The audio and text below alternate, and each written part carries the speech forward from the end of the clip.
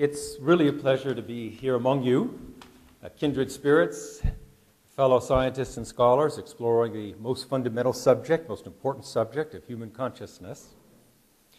I will be addressing today one aspect of that, which is distinguishing different states of consciousness. Because each state of consciousness, whether deep sleep or dreaming or turiya cetana, samadhi or enlightenment, brings a completely different understanding of the world. And oftentimes at these conferences we're hearing different expressions of truth, which appear to be superficially contradictory. It's because those expressions of truth are being spoken from different states of consciousness. And the important point is that reality is different in different states of consciousness.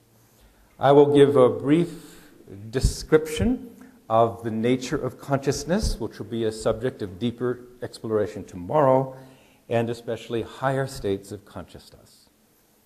And I'm going to start with a modern scientific perspective on the nature of reality that has emerged from quantum physics, especially over the past quarter century. And the basic realization is that the universe is structured in layers of creation, from superficially diverse to fundamentally unified. As physics has explored deeper and deeper levels of reality, from the macroscopic to the microscopic to the submicroscopic, a simpler picture presents itself, and surface complexity gives way to underlying simplicity.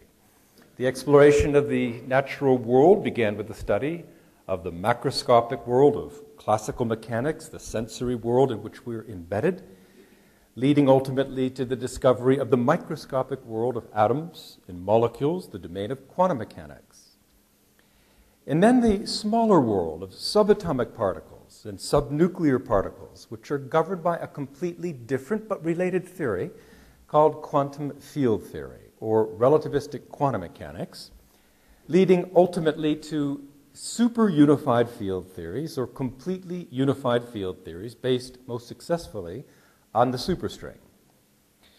These different levels of reality are not just progressively smaller, they are qualitatively completely different. Worlds within worlds within worlds. Each of these deeper worlds has its own language, its own logic, its own mathematics.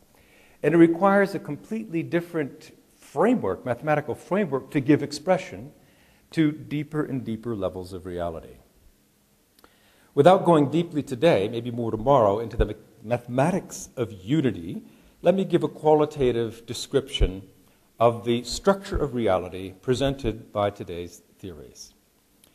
We have the unified field, which is the fulfillment of Einstein's lifelong dream to discover the unified source of the diversified universe, to discover the unified fountainhead of all the different streams of energy and intelligence, all the different laws of nature governing the universe.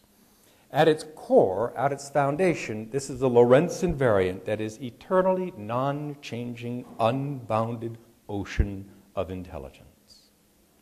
Pure, abstract existence.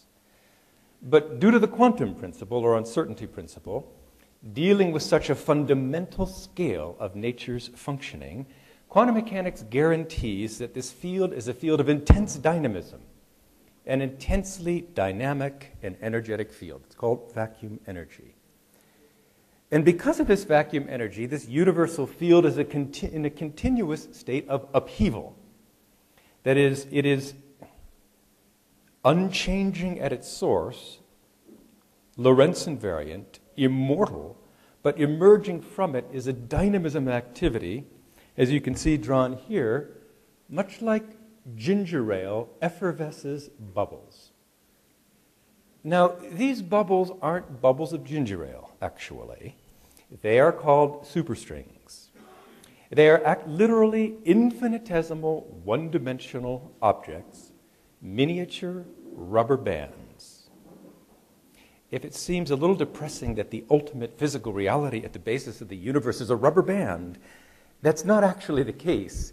It is this ocean, a universal, unbounded ocean of intelligence that percolates rubber bands. And rubber bands have a more interesting internal life than the life of a particle, because a particle can't do anything but move. A rubber band can also move, but in addition, it can vibrate in specific countable ways.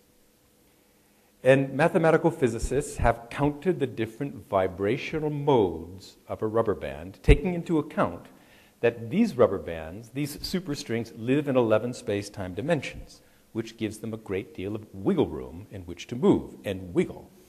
So counting the ways a rubber band can vibrate, enumerating the fundamental tones or reverberant modes or energy eigenmodes or frequencies of these rubber bands, the miracle of superstring theory is that these different vibrational states of the superstring mimic the behavior of what you might call, for example, a graviton, a photon of light, a quark, an electron, a neutrino. All the known particles and forces of nature, on the Bose side, the force fields, the spin-2 graviton, the spin-1 forces, including electromagnetism, the spin-1/2 matter fields, etc., these are just the different vibrational frequencies of the unified field. So really, in a sense, we're living more in a world of, not a material universe, but a world of vibration. To use a simple analogy, but not inaccurate, it's as though the unified field is a specific musical instrument, quite complex. And like any instrument, a guitar or a harp, that instrument has its own natural reverberant frequencies. So you can distinguish the sound of a guitar, if you rap it, from the sound of a flute. They have a different sound because the vibrational spectrum, the timbre, is different.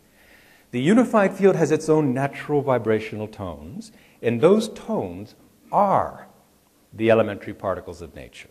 So the emergence of the elementary particles and forces is just the unified field in vibration, nothing else. More than that, and I'm ending my physics lesson shortly, more than that, emerging from this unified field or field of supergravity, quantum gravity, are not just strings ultimately, but entire infant universes. Percolate similarly from this universal field, and most of them, we think, are duds. They live for a very short time and then disappear in a burst of energy. But some of them undergo what is called inflation, exponential growth, like our universe, spawning galaxies and stars. And we are the inhabitants of one such universe, but the physics of the superstring suggests there are perhaps even an infinity of simultaneously coexisting universes. I'm going to pose a question and then leave this subject for a while.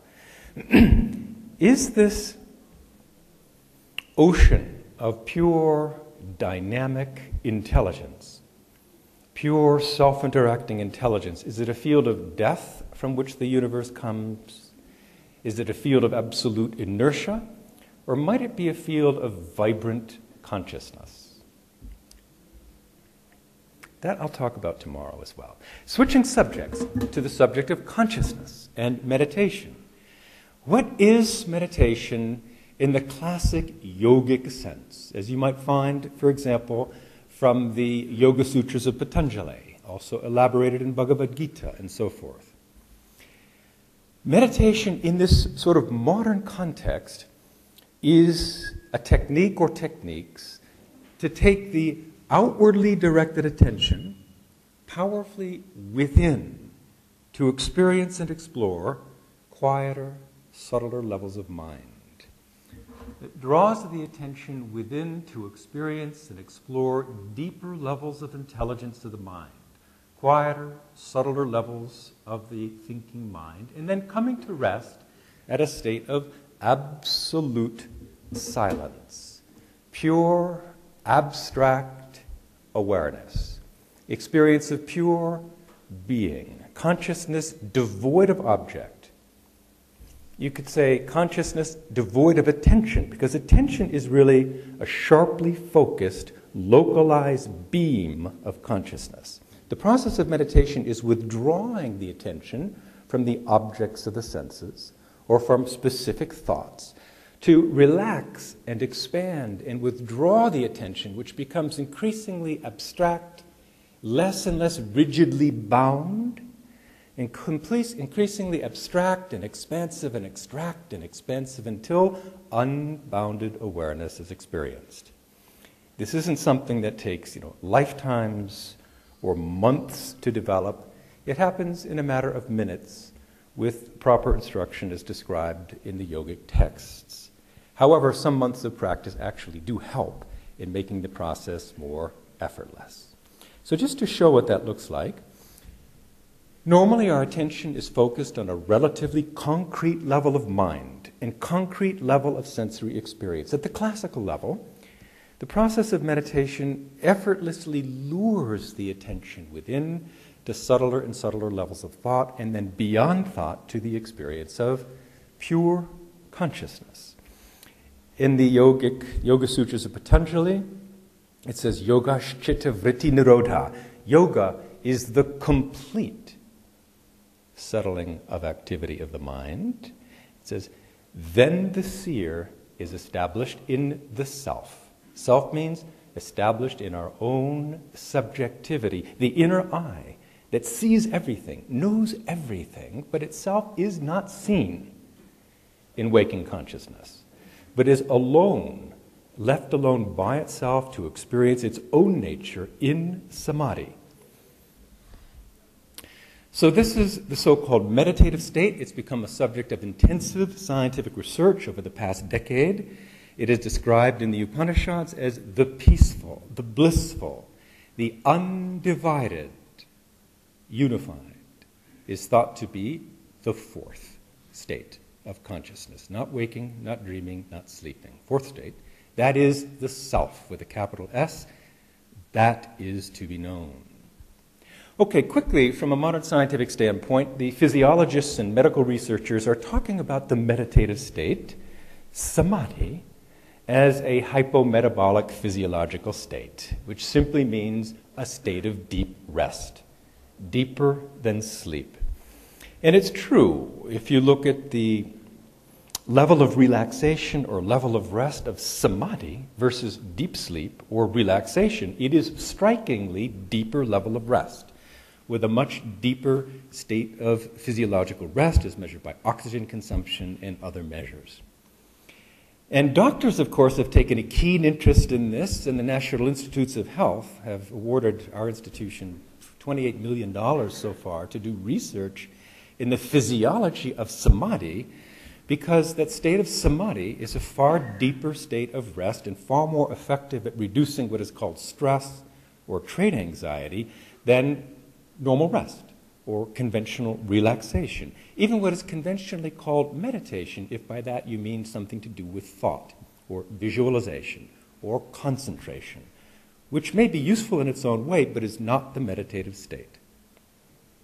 Reducing stress, of course, reduces stress-related illness like high blood pressure, even reduce diabetes, which, like most diseases, are caused or complicated by stress. It clears clogged arteries. And perhaps finally, and most importantly, it markedly promotes longevity and reduces very substantially killers like heart attack or stroke. This is, I think, the biggest and I think most important study ever done in the world of complementary medicine or mind-body medicine. It's a 9-year National Institute of Health funded study on transcendental meditation, and rates of death and heart attack and stroke. And this is a very striking reduction in heart attacks among carefully controlled populations, both taking medicines and both on an exercise and diet regimen. But the meditation group dropped 2/3 in the incidence of heart attack, stroke, and death. It was found to be more important than the medicine or the diet or the exercise in preventing heart attack. The reason I'm mentioning any of this today is just to emphasize that Samadhi is real. It's not self-hypnosis. It's a very profound physiological state. And this is big news. This made news all over the world. More interesting, I think, more important for today, is the effect of Samadhi on the brain and brain development. Again, if we just look at what the technique of transcending or yogic meditation does, it again leads the mind to experience deeper and deeper, subtler and subtler levels of thought, transcending the finest impulse of thought to experience absolute abstraction, pure, unbounded awareness without content. Each level of functioning of the mind, from superficial, this has to do with, we heard a little bit about it this morning, gaining knowledge and cognitive processing, acts of attention. Quieter levels of mental activity, such as what's called open monitoring or mindfulness meditation, this is a more settled state of self-observation or introspection, has a completely different style of electrical activity of the brain. Going beyond thought completely to this attention-free consciousness has its own style of electrophysiological functioning, characterized by alpha-1 frequencies between 8 and 10, high amplitude, but even more importantly, coherent across the entire brain. So the frontal and occipital lobes, temporal and parietal lobes, the whole brain functions in concert during this meditative state. Most striking, perhaps, is to look at this brain map, which shows the degree of coordination or communication or integrated functioning of different points on the brain. And if you compare eyes closed rest to the transcending brain, you'll find the major differences in normal waking activity. There's not much communication between different parts of the brain, certainly not on a large scale. And during the transcending process, the whole brain becomes profoundly integrated. And that may explain physiologically the experience of a less cramped or restricted and specific content of consciousness to more expansive, inclusive, comprehensive, and even unbounded experience of consciousness. Apart from philosophy, this is a very good thing, because this orderliness of brain functioning starts to stick with you and becomes more and more a stable feature of the activity of the brain during activity. And orderly brain functioning correlates with rising IQ, increasing intelligence, creativity, learning ability, memory, academic performance, alertness, reaction time, moral reasoning, psychological stability, and emotional maturity. Really, it seems everything good about the brain depends, to a good extent, on its orderly functioning. And this type of orderly functioning can be systematically increased or expanded in really anyone of any age, students or seniors. And longitudinally, when students, for example, are taught transcending, taught to experience Samadhi, then intelligence increases significantly over a period of just 2 years.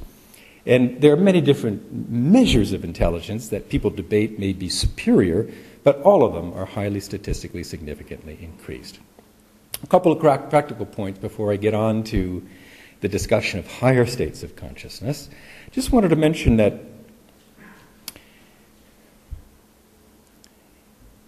in our stressed society, and the effects of stress generally, can shut down the activity in the prefrontal cortex. Under acute stress, the prefrontal cortex essentially shuts down, shunting blood and activity to the remainder of the brain, sometimes called the higher brain and primitive brain. And it's this higher brain, for example, or prefrontal cortex, that exerts executive control over our attention, over our impulsive impulses, our aggressive tendencies, and so on. So under acute stress, people lose the ability to think before they act, and it becomes more of a reactive or fight-or-flight state of being. I just mentioned that meditating, Samadhi, engages the prefrontal cortex. But more than that, actually, it integrates the prefrontal cortex more profoundly with the rest of the brain so that it can do its job as the locus of executive control. This is what we think, for example, may be responsible for the increasingly widespread use of transcending a dose of samadhi even in maximum security prisons. Many, many, many of them, and of course by now a great deal of research showing that even violent felons, maximum security prisoners, can achieve rehabilitation, which means they don't go back to jail upon release, and other applications. This is very big today in the U.S. military, the Department of Defense, and the Veterans Administration. They're starting to discover that the terrible epidemic of post-traumatic stress, which means the effect of the ravages of war stress on individual behavior, this can lead to what is called post-traumatic stress disorder, which involves a constant excitation of the amygdala or fear center. And when the fear center is hyperactive, then everything is filtered through that screen of fear. Everything seems to be perceived as a threat, hypervigilance, insomnia. And people deaden that experience when they can with alcohol and drugs, but it's a temporary fix at best. But the functional MRI shows that samadhi quiets very quickly. One meditation can unfreeze, unstick the amygdala and cools that part of the brain, the amygdala and the surrounding basal ganglia subcortical structures, and reflows the blood to the higher brain. These are quite striking changes, and the application now by the military is becoming very widespread. It's an interesting concept to think of soldiers experiencing samadhi, what the effect might be on a soldier of that. But then you think of Arjuna on the battlefield, and it turns out that historically, traditionally, transcending was a knowledge technique that was typically given first to the rulers of society and the protectors of society, the kshatriyas. So I don't think any harm will come from this.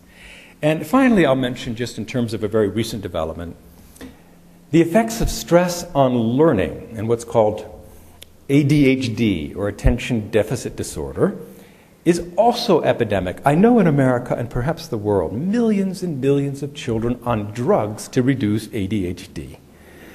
But the big news in this story and many others that have been published since is, again, just maybe 12 weeks, 10 to 12 weeks of twice daily meditation and the transformation in the orderly functioning of the brain, at least in terms of this measure of global alpha coherence, is quite profound. And the symptoms of ADHD disappear. And it's because of that, I suspect, that more and more schools, over 400 now in the United States, involving over 1 million students, are learning samadhi as part of the academic curriculum. And all of San Francisco, for example, schools, public schools, have incorporated yoga, meditation, or transcending into the curriculum. And this is, I think, a very exciting development. Back to my topic. The structure of higher states of consciousness. Well, the fourth state of consciousness, samadhi, is very simple. It is, in fact, absolute simplicity. All of the relative world of change and duality and duplicity completely transcended. The whole outer world is gone. And for those short minutes, one has established an absolute immortality of absolute non-change, pure, abstract, content-free consciousness. Some of the quotes that describe it, of course there are millions of quotes today because there are many, many practitioners, but looking back to the literature like the Upanishads, here's some beautiful quotes. The fourth condition, fourth state of consciousness is Atman, in his own pure state, the awakened life of supreme consciousness. It is neither this nor that, nor waking, nor semi-conscious, nor sleeping consciousness. It cannot be seen or touched. It is above all distinction, beyond thought, and ineffable. And this is important. In the union with him, in the experience of that, is the supreme proof of its reality. It is peace and love. One of the problems, I'm even talking about samadhi, is that if one isn't familiar with the experience, it tends to be hopelessly abstract. What in the world is he talking about? Because in waking consciousness, by definition, we are always aware of something. From the moment the alarm clock goes off in the morning, we realize, oh gosh, I'm late for work. From that moment on, you're aware of this and that and this and that and him and her until you collapse in exhaustion, in sleep at night. And that's waking experience, almost by definition. So the idea of consciousness without content, pure, self-aware being, is abstract. But I've also found that people who don't know that they've actually experienced it often have a sense for it, and should. It's right underneath our nose. It's right behind the eyes. It is the inner subject. It is our own inner self. Now, the fourth state of consciousness is not enlightenment. It's a rather fleeting experience, and as blissful and contented as it may be, it's completely impractical. You could never earn a living in Samadhi. So the idea is that this is a stepping stone to higher states of consciousness. And the next state of consciousness, described in detail in the Vedic literature, in the yogic literature, in the Buddhist literature, and now the subject of scientific research, is the fifth state of consciousness, sometimes called enlightenment. And the first definition of it neurophysiologically is the stabilization of EEG coherence, irrespective of the specific activity the mind is engaged in. And we're always engaged in specific activities of cognitive processing and sensory processing. But the coherence or orderliness of that experience, the degree to which it engages more and more of the brain, increases with regular exposure to Samadhi until, as we'll see in a moment, this global EEG coherence becomes stabilized. As it says here in the Yoga Sutras, yoga, Samadhi, becomes a well-founded state, an established state, when it has been respectfully and uninterruptedly cultivated for a long time. This doesn't happen typically in weeks or months, years perhaps. But let's look at that. I wanted to just show you just an excerpt of some studies that we have done, past and present. This is the brain during Samadhi. And this is a relatively new person who's only been just exposed to the experience of unbounded awareness, and this is somebody who's been transcending regularly for many years. There's not much difference. In both cases, the novice and the expert, you see during transcending what we call this high amplitude alpha 1 global EEG coherence, meaning if we could stretch it out, we would see that there is a synchronous activity seen throughout the whole brain during periods of transcendental consciousness, sometimes fleeting experiences, but very easy to see. The real difference comes after meditation, when you engage in activity. And these particular tests were done using a computer game, which is a rather intense, dynamic, and focused activity I can't even do. My son can do it.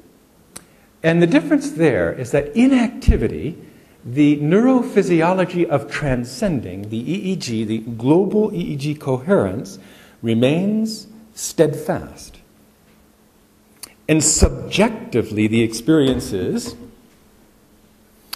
inner unbounded awareness, absolute inner silence, witnessing outer dynamism, the mind thinking, the intellect deciding, the speech speaking, the organs of action acting, all quite divorced from this unshakable silence and unbounded awareness within.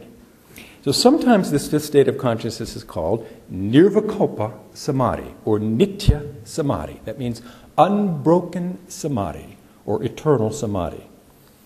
And it's not just that samadhi persists in enlightenment during waking activity, but during deep sleep and dreaming.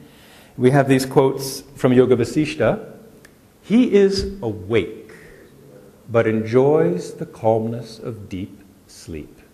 Or he is awake in deep sleep. Is that a reality? Is it a scientific reality? Yes, for those subjects who are reporting stabilized samadhi in activity, nirvikalpa samadhi, you see the EEG of sleep superimposed on the EEG of transcending.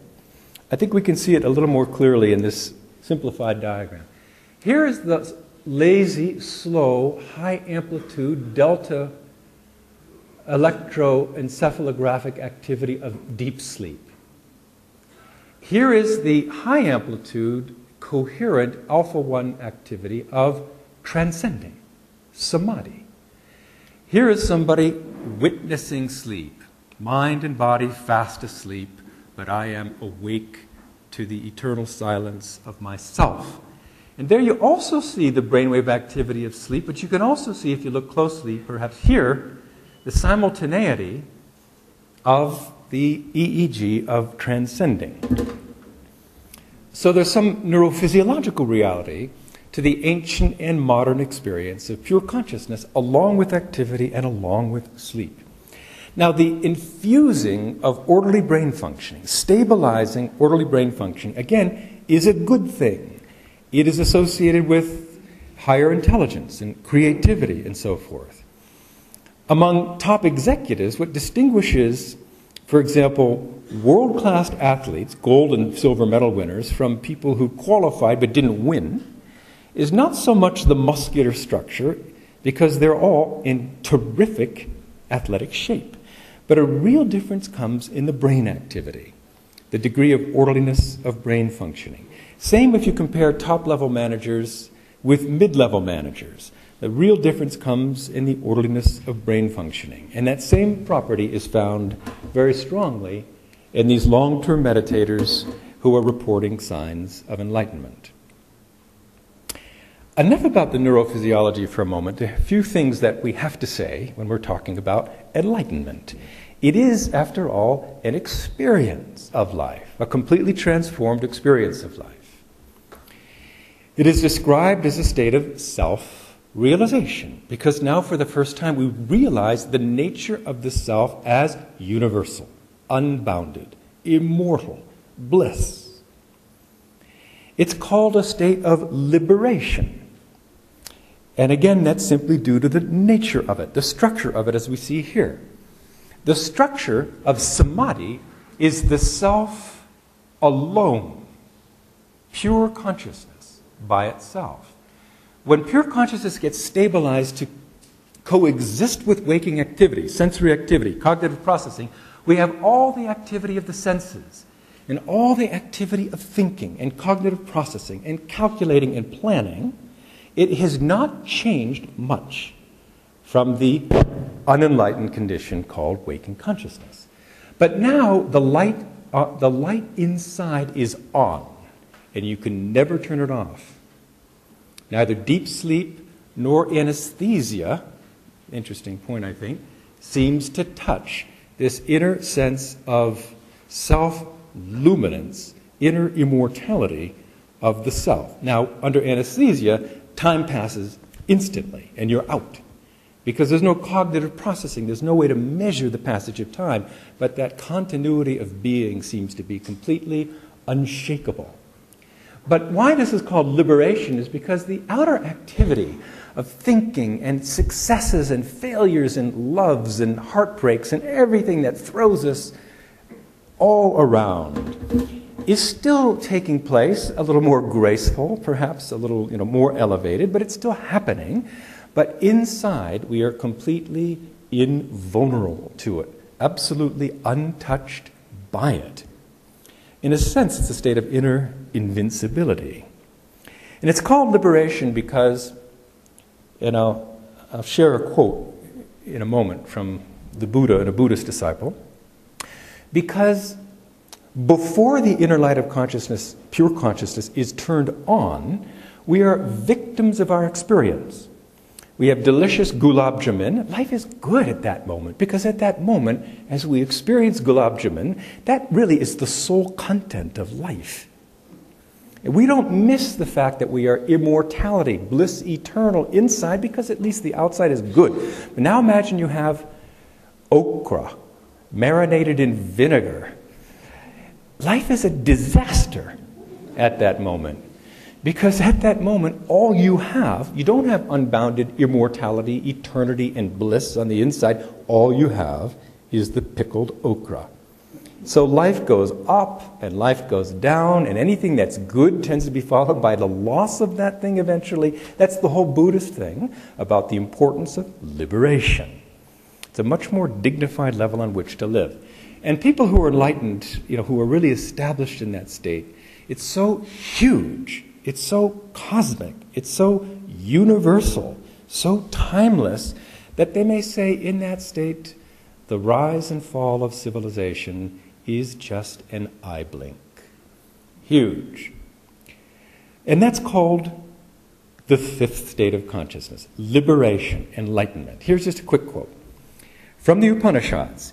He is in his own being, pure, never changing, never moving, unpollutable, and in peace beyond desires, he watches the drama of the universe.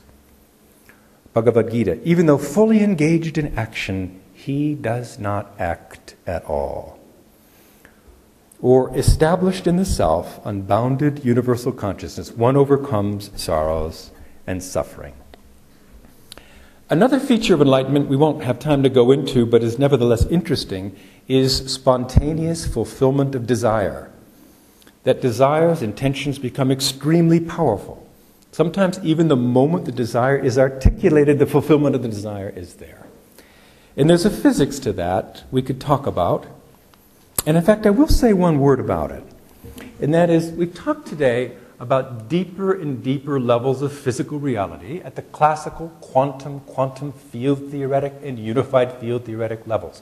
We've talked about deeper and deeper and deeper levels of thought. Since the modern psychology doesn't have a word for any of this, from the Vedic psychology we have the levels of thought, Vaikari, Madhyama, Pashyanti, Para. Vaikari comes from vah, speech. It means articulated thought, concrete thought. You can almost hear it in your mind. Madhyama is abstract conceptual thinking. This is the world of the mathematician and the mathematical physicist, dealing with bigger and more comprehensive and more abstract and more powerful numerical, philosophical, and logical systems. Pashyanti, which means literally vibrating consciousness, are the finest impulses of thought. Fine feeling. This is the world of the fine artist. And then para means transcendental thought, which is just pure being.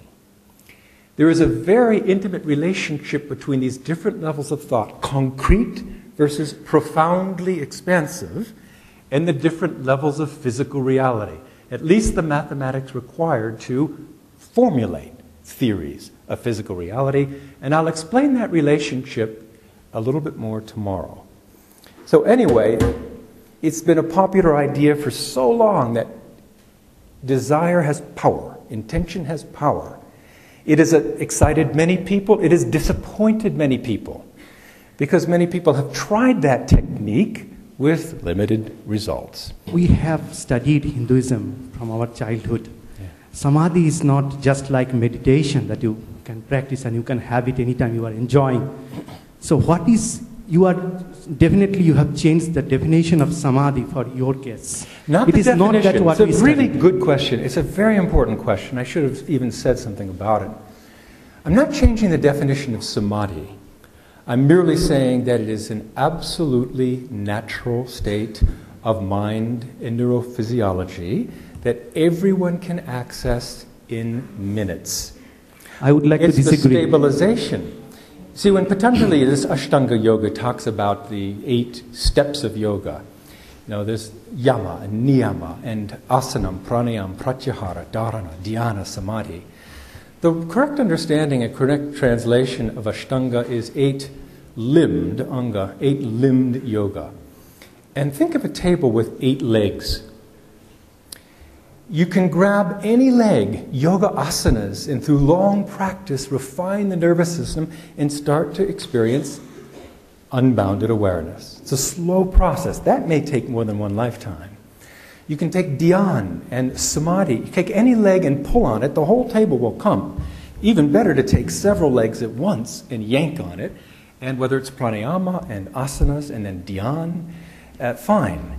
But in any case, yoga, if the techniques are pure, if they're effective, if the Yoga Sutras of Patanjali are translated and understood properly, one slips without effort into that state of universal, unbounded, eternal consciousness.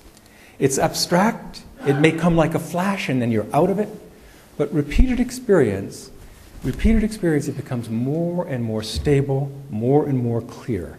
So Samadhi is also a path to Nitya Samadhi, Nirvikalpa Samadhi, enlightenment. It is a technique for enlightenment and a very powerful one. So I would like to make just a small comment and I would like to finish. Yeah. I would like to say something from Vivekananda's text, the way we were taught what is Samadhi.